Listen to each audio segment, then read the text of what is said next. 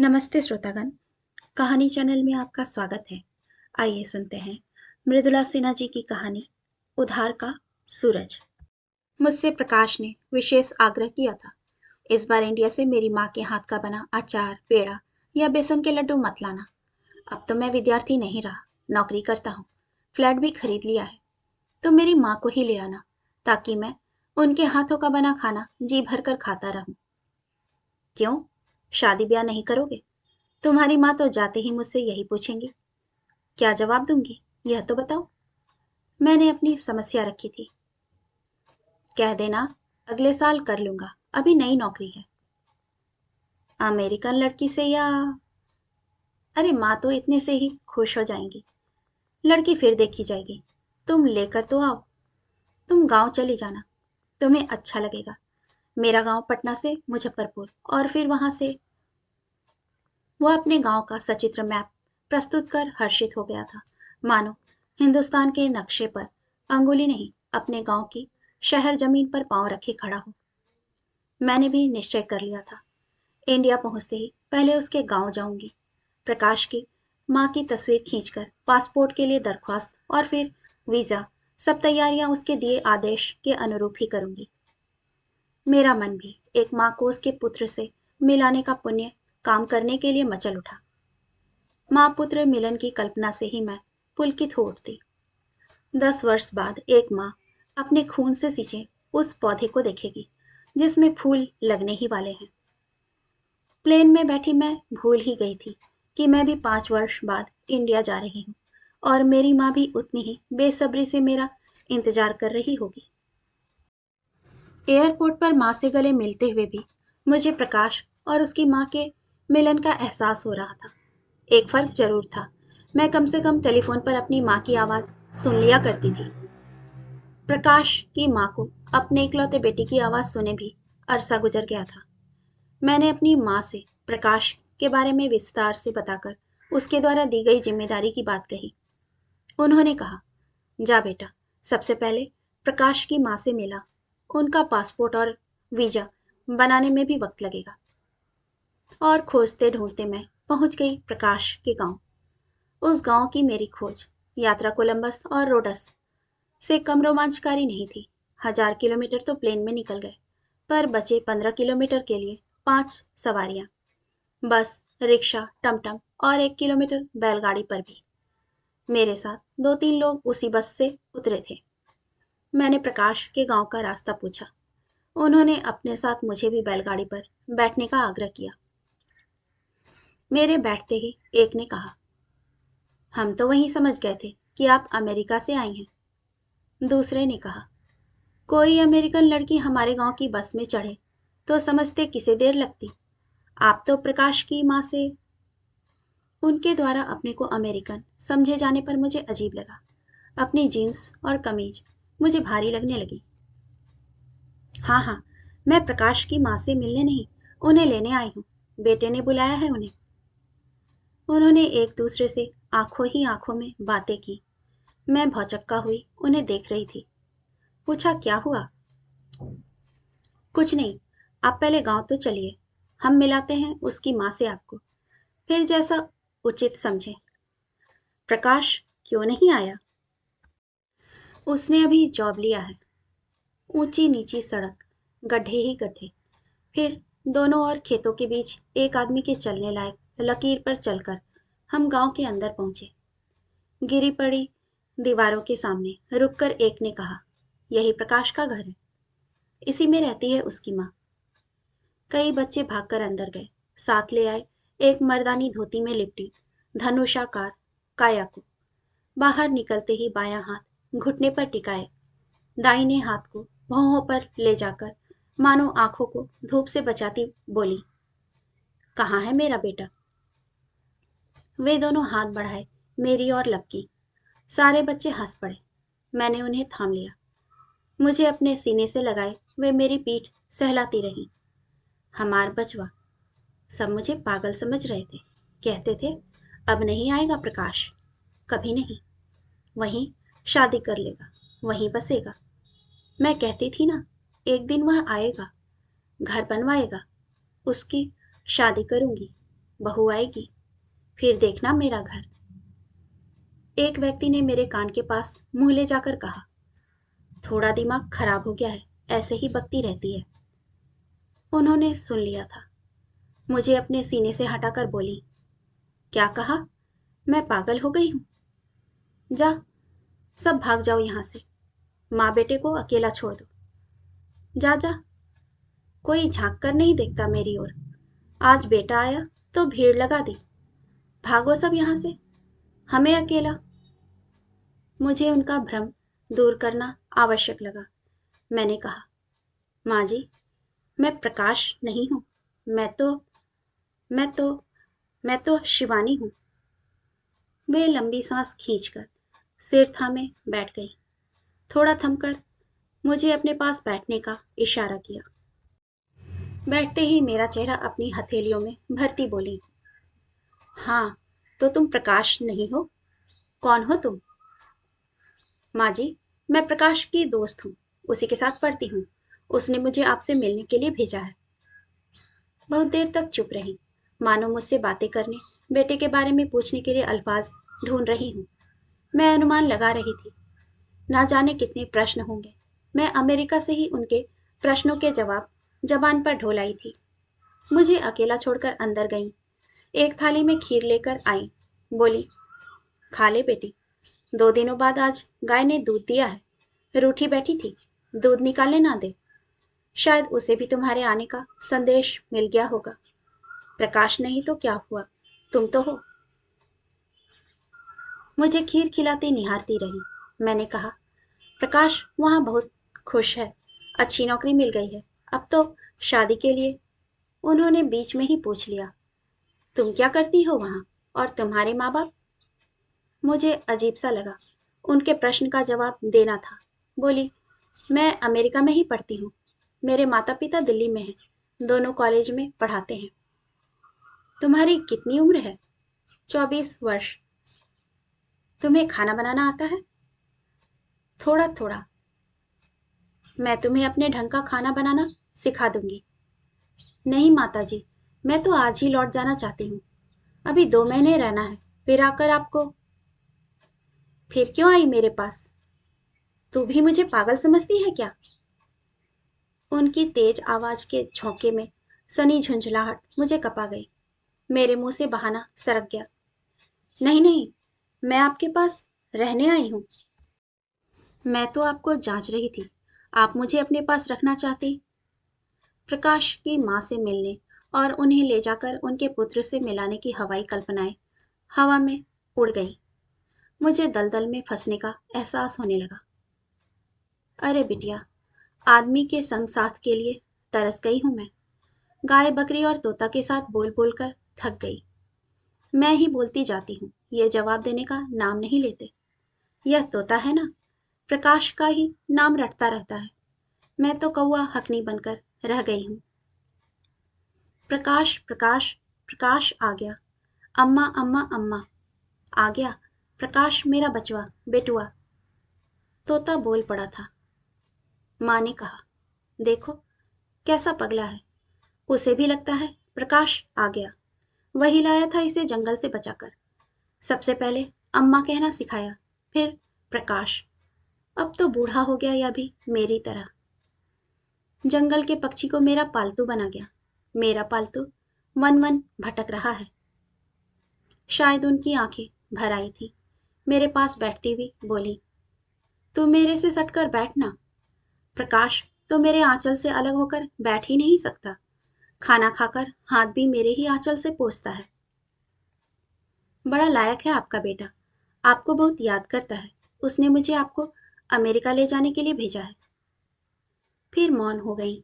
मेरा अंदाज था कि वह अमेरिका जाने के नाम पर प्रसन्न हो जाएंगी। रुको, सांझ हो गई, मैं दिया जला दूं? अंधेरा घिरने से मुझे भय लगने लगा था। कैसे कटेगी मेरी रात? माँ दिया जला लाई थी, मेरे पास लाकर बोली, प्रणाम कर ले। बिना समझे मैंने हाथ जोड़ दिए। उनके गले में जितनी शक्ति थी, सारी की सारी अपनी हंसी में उड़ेल दी। फिर उनके पागल होने और एक पगली औरत के साथ रात काटने के भय से थरथरा उठी। वह अपने को संयमित करते बोली, अब तुम्हें क्या बताऊं। उसकी याद आ गई। 4 साल का हो गया था। उसकी बिछावन भिगाने की लत नहीं छूटी थी। एक दिन उसकी चाची ने एक टोटका कर दिया। उसके सिर पर जला दिया रख, उसे पकड़कर चौफेर घर का चक्कर लगवाया।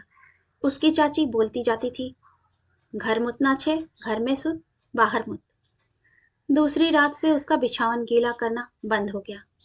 गोलू मोलू था मेरा बेटा, 4 साल का बच्चा, बहुत शैतान, कभी किसी की पकड़ में ना आए। पर उसका उस वक्त का घबराया शर्माया चेहरा याद आ गया। तभी हंसी फूट गई। दिया से बहुत डरने लगा था। जब कभी शाम को दिया जलाकर उसे प्रणाम करने को कहूं, भाग खड़ा होता था। उसके पढ़ने के लिए लालटेन खरीद दिया था उसके चाचा ने। उसके चाचा कहते थे, बड़ा होकर अफसर बनेगा मेरा भतीजा, मिलिट्री में जाएगा। कहाँ हैं उसके चाचा चाची? उन्होंने गहरी सांस खींची। दिए की रोशनी में उनकी आंखों में छलछलाया जल साफ दिख रहा था।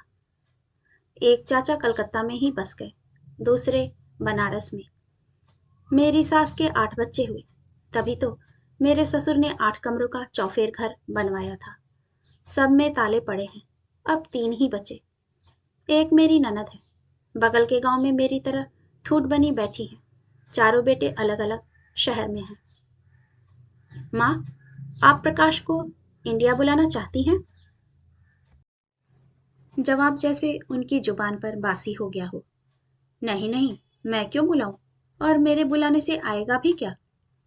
इस गांव में मेरे ही घर से जो लोग बाहर गए, कहाँ आए। त्योहार पर भी नहीं आते, शादी ब्याह पर भी नहीं। अपने बच्चों की शादी भी बाहर ही करते हैं। प्रकाश के पिताजी कहा करते थे, हम गांव नहीं छोड़ेंगे। मैं ही बची हूं। जरा रुको, मैं तो किस्सा कहानी में भूल ही गई। जरा सब घर में दिया दिखा दूं। अंधेरा घिर आया। उनके पीछे पीछे मैं चल पड़ी। वे दिया लिए आगे बढ़ रही थी। हर कमरे के दरवाजे पर रुकती, एक दरवाजे से बाहर निकली, अपनी कमर सीधी करने के लिए रुक गई। उन्हें मेरे पैरों का आभास हो गया था। बोली, यह चौकी प्रकाश के दादाजी की है और यह बगल वाली उसके पिताजी की। यह मर्दाना दालान है। दोनों तख्त की ओर भी दिया बढ़ाकर प्रणाम करती बोली, तुम भी प्रणाम कर लो। मैंने भी खाली पड़े तख्ते को प्रणाम किया। मेरी हंसी फूट रही थी। पता नहीं क्या क्या नाटक करवाएंगी। चलो, तुम्हारे लिए खाना बनाओ। नहीं नहीं, मैं नहीं खाऊंगी, अभी तो थाली भर कर खीर खाई है। वही बहुत था। अभी प्रकाश होता ना, दोबारा तिबारा खा लिया होता, कुछ दिखा के कुछ छुपा के। दूध दही बहुत पसंद है उसे, तभी तो उसके दादाजी 4 गाय रखते थे, 2 सूख जाए तो 2 दूध देती रहे। प्रकाश की नानी ने उसके दूध पीने के लिए एक गाय दी थी। उसी बुढ़िया गाय की यह नातिन है। यह भी बुढ़िया हो चली। बोलो, क्या खाओगी? उस अंधेरे में मैं क्या खाऊं क्या गाऊं। मेरी स्थिति तो सांप छुछुंदर की हो गई थी। मैंने कहा, माँ, आप क्या खाएंगी, मैं बनाती हूँ। मुझे चावल दाल और आलू की भुजिया बनाने। वे फिर हंस पड़ी। पागल है मेरा बेटा, सब बता दिया, खाने पीने की मेरी पसंद भी बता दी। अरे बिटिया, अब कहाँ, प्रकाश के लिए यही बनाया करती थी, उसे बहुत पसंद था। मेरे लाख मना करने पर भी उन्होंने वही खाना बनाया, मुझे खिलाकर, मेरे जिद करने पर थोड़ा सा खाया। सुबह उठकर मैंने आंगन में रखे पत्थर का एंटीक सा देखकर पूछा, यह क्या है माँ? वैसे उनके साम्राज्य में जो भी चीजें थीं, मेरे लिए एंटीक ही थी। बोली, चक्की जाता, इसमें आटा पीसा जाता था। अब कहाँ, अब तो मैं भी मशीन पर आटा पिसवाती हूँ। हाय, यह तो एंटीक है। मैं मचल उठी। मैं अमेरिका में इंडिया के एंटिक्स की 2 बार प्रदर्शनी लगा चुकी थी। तुम्हारी दिल्ली और अमेरिका में इसका यही नाम होगा, हमारे यहाँ तो जाता कहते हैं। कुछ ही क्षणों में उस चक्की के हैंडल पर मेरा हाथ था। मेरे हाथ के ऊपर अपना हाथ रख उसे चलाने लगी। पता नहीं उन्हें क्या सूझी। बोली, रुक, और थोड़ा सा गेहूं ले आई, कपड़े का टुकड़ा भी। बड़े ध्यान से चक्की का ऊपर का पल्ला उठाकर सफाई की, फिर उसमें मुट्ठी भर गेहूं के दाने डाल चलाने लगी। आहिस्ते आहिस्ते, धीमी धीमी आवाज रिसने लगी उनके कंठ से। पेटवा वैरी हो, रेलियाना वैरी, जहजियाना वैरी, पेटवा वैरी हो, देशवा देशवा भरमाए, ई पेटवा वैरी हो। फिर तो आंसुओं की धार ऐसी बही मानो पिसे हुए आटे को गूंद नमकीन पकवान बनाकर बेटे को भेजने और उसे अपनी मनस्थिति से अवगत कराने को आतुर हूं। गाने के ना शब्द ना अर्थ, कुछ भी मेरे पल्ले नहीं पड़ा। भाव समझते देर न लगी। मैंने प्रसंग बदल दिया। इसी आटे की रोटी खाऊंगी मैं। उनका भाव बदल गया। बड़ी तत्परता से उठी, मेरे लिए रोटी सब्जी बनाई। सब्जी छौंकने से लेकर उतारने तक पूरी प्रक्रिया समझाती रही। प्रकाश को यह सब्जी बहुत अच्छी लगती है, तुम जरूर बनाना, खाकर मुझे भूल जाएगा। दूसरे दिन उन्होंने हलवा बनाना प्रारंभ किया। कढ़ाई में घी डालती हंस पड़ी, भुनभुनाने लगी। पागल कहीं का, मुझे कंजूस बुढ़िया कहता था। ले, मैं एक पाव घी डाले देती हूँ। क्या हुआ माँ? आंचल से अपनी आंखें पोंछती बोली। कुछ नहीं बिटिया, प्रकाश की याद आ गई। वह मुझे कभी हलवा नहीं बनाने देता था। कहता था तू कंजूस है, कम घी डालती है। हट, मैं अपने हाथ से बनाऊंगा। बड़े प्रेम से बनाता था, खुद खाता, मुझे भी खिलाता। एक पाव घी डालने के बावजूद अपनी थाली में परोसे थोड़े से हलवा में आंसू मिला ढीला करती रही। उनमें मेरी आसक्ति बढ़ती गई। उन्हें देख सुन मुझे कभी कभी लगता मेरी एंटिक्स प्रदर्शनी के लिए प्रकाश की माँ ही उपयुक्त रहेंगी। चलता बोलता एंटी। पर मुझे आश्चर्य लगा जब मैंने उपयुक्त समय और उनका मूड देखकर कहा, यदि प्रकाश ने अपनी पसंद की लड़की से शादी। तपाक से बोली, क्या हुआ तो? वह तो बचपन से बूढ़ा है, सब सोच समझ कर ही करेगा। मैं फटी आंखों से उन्हें देख रही थी। अपनी माँ के मनोभाव समझने का प्रकाश का दम मेरे सामने चकनाचूर हो गया था। वह कहता था, मेरी माँ नहीं मानेगी, इसीलिए मैं अपनी पसंद से शादी नहीं कर सकता। मेरी माँ बड़ी हठी है। कितना गलत था प्रकाश, या फिर माँ के मानस में पिछले 10 वर्षों से आए परिवर्तन का उसे आभास ही नहीं है।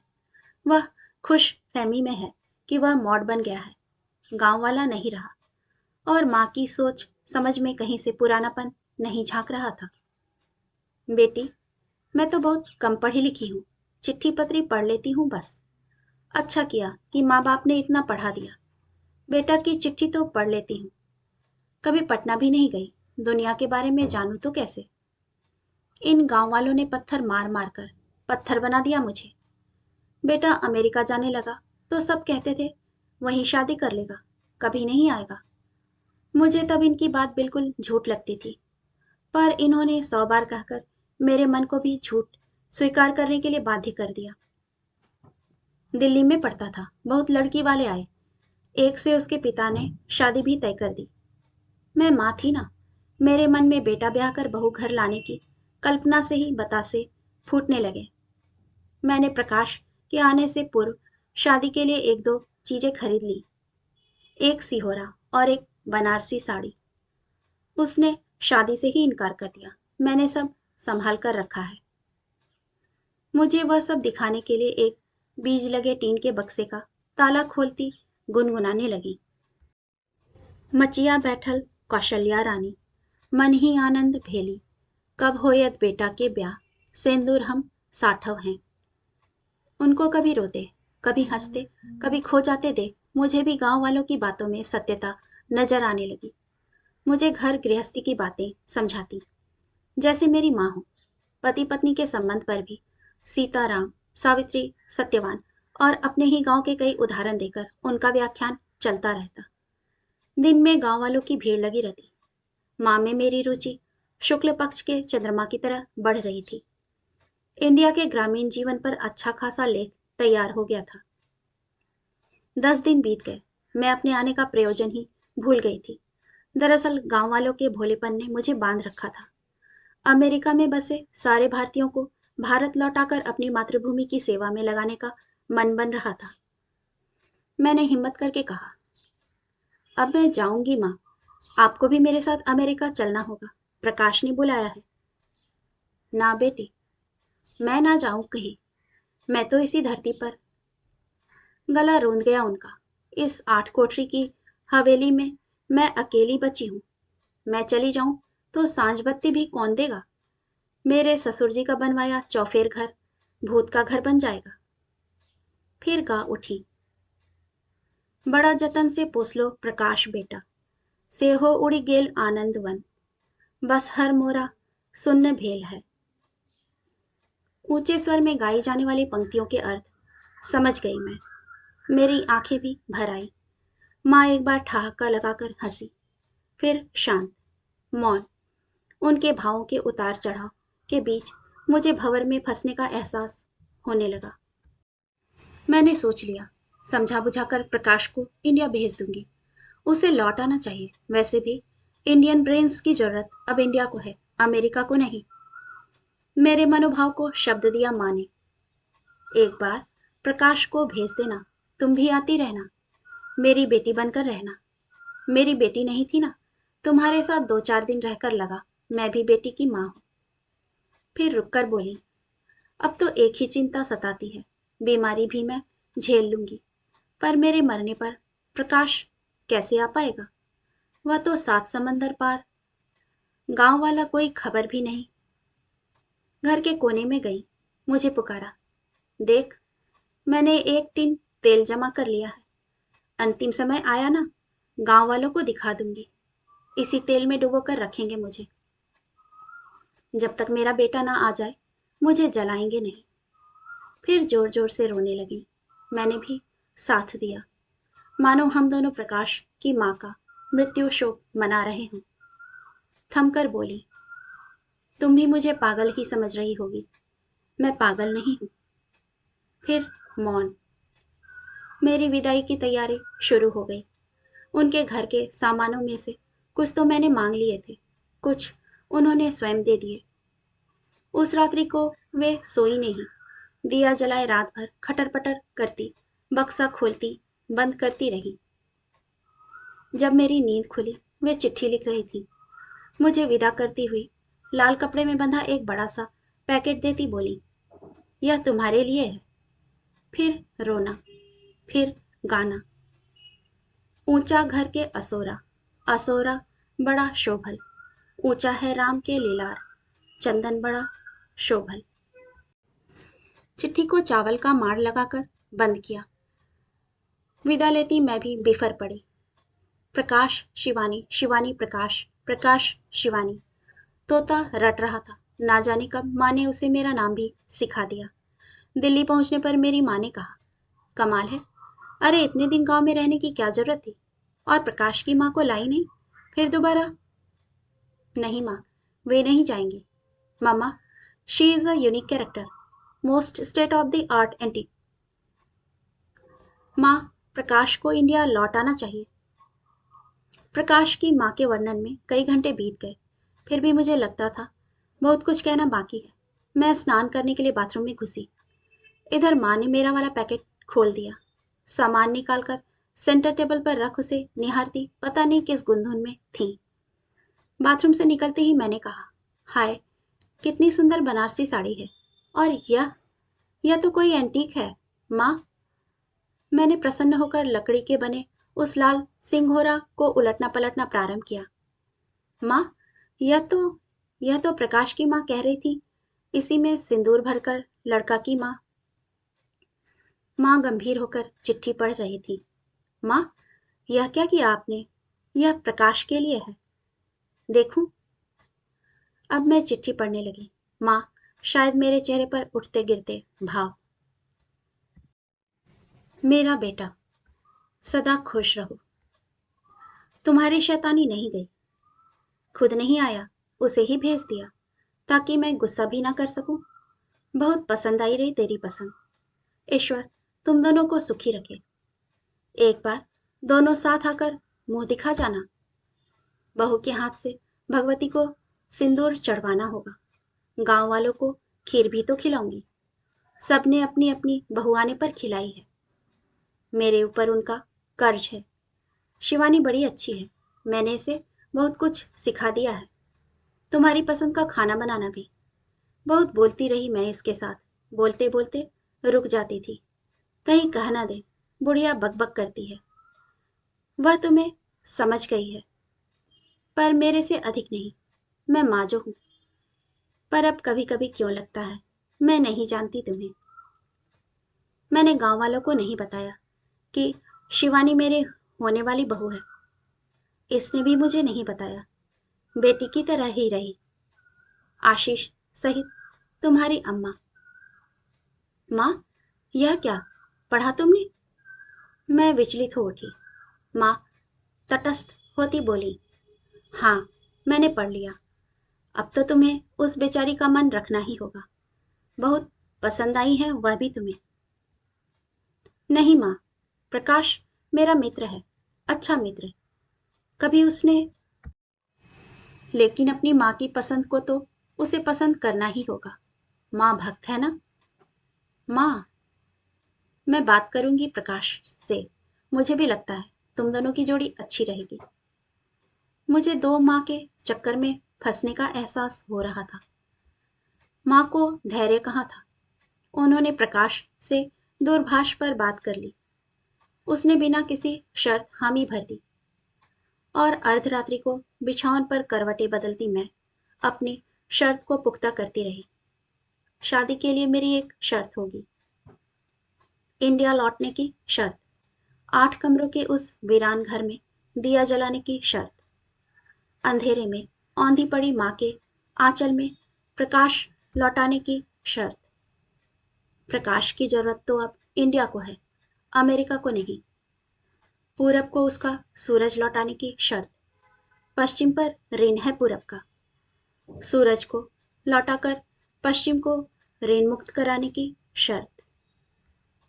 कहानी सुनने के लिए आपका धन्यवाद।